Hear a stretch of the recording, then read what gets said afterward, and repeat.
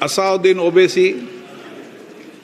Sir, I oppose this introduction of this constitutional amendment bill because it violates the parliamentary form of democracy and federalism, which are both parts of basic structure of the Constitution, sir.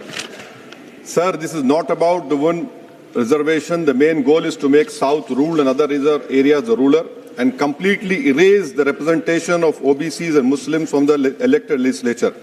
Sir, federalism is the basic structure of the Constitution. By removing the delimitation freeze, it gives more seats and power to larger population while denying a fair voice to smaller population. This again is a violation of federalism, which is part of basic structure, sir.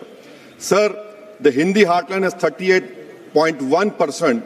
It will increase to 43.1%. Southern states will decrease from 24 to 20%.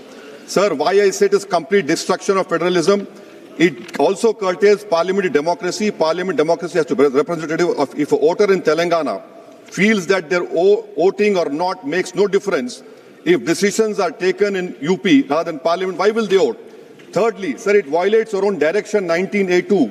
Minister has to give 7 days notice of a motion for introducing a bill in this House.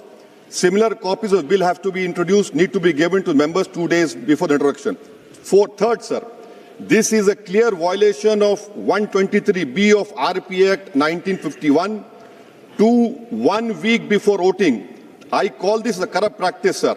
I will be asking for a division of this bill, sir, and I end by what Sahir Ludhiani had said. यहाँ पर गरीबों से मतलब जुनूबी हिंद के लोग, मुसलमान और OBC, इसका साहिर लुधियानी ने कहा सर, शहंशाहों के गरीबों से ताल्लुक ही नहीं, एक शहंशाह ने दौलत का सहारा लेकर हम गरीबों की मोहब्बत का उड़ाया मजाक।